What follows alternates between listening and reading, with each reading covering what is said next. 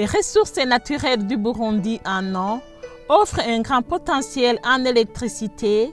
Ainsi donc, le gouvernement chinois accompagne les efforts du gouvernement du Burundi pour exploiter ce potentiel dans ce secteur énergétique. En témoigne le barrage de Ruzibazi qu'Alain Bigirimana, un employé de la société Sino Hydro, nous a fait visiter, pendant que Isaac Irambona, chef de la centrale, nous éclairait sur les étapes et le fonctionnement de cette centrale.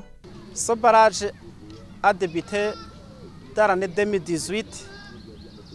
Comme vous avez vu, il y a des différentes étapes de centrale, comme le barrage, tunnel, conduite forcée et la centrale. Ici, comme vous avez vu, c'est le barrage de Roteni. Vous avez vu qu'il y a un bassin de l'eau.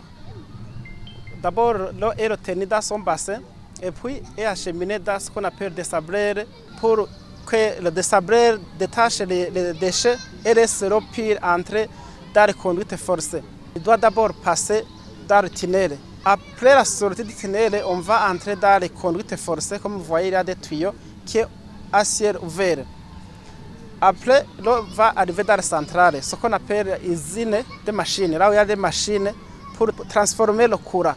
Nous avons 3 groupes qui vont donner 15 MW. L'électricité produite ici est partagée en général dans 3 différentes parties. Il y a ce qu'on utilise ici à la base des machines de production. Il y a aussi ce qu'on utilise dans la ligne Kabezi, l'autre va à Rumonge.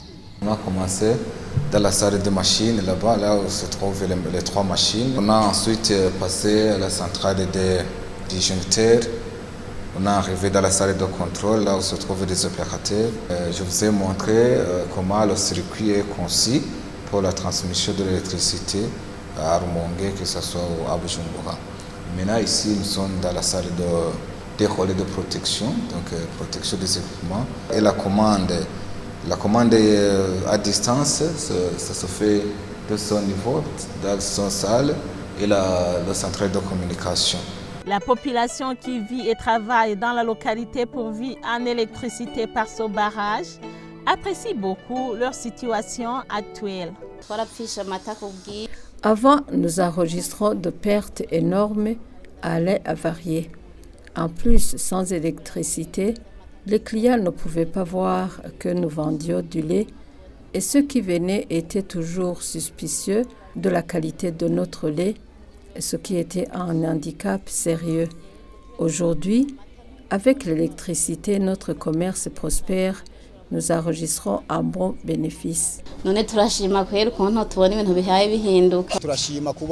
Nous sommes extrêmement reconnaissants car aujourd'hui, nous travaillons beaucoup d'heures sans interruption du courant. Nous souhaiterions qu'ils accroissent la tension qu'ils nous envoient car il y a des heures pendant lesquelles la tension est très basse. Nous aimerions arriver au stade de travailler nuit et jour, 24 heures sur 24. Le Premier ministre Alain Guillaume Bunyoni, lors de sa visite à la centrale hydroélectrique de Ruzibazi, s'est réjoui de la qualité de ces travaux et du respect de la durée d'exécution de cet ouvrage, comme le souligne son porte-parole. Il a constaté que les travaux sont presque terminés. Il s'est réjoui non seulement de la qualité de cette infrastructure, mais aussi du respect du délai qui a été accordé à ceux qui ont exécuté ces travaux. La centrale hydroélectrique de Ruzibazi est située en commune et province de Rumonge.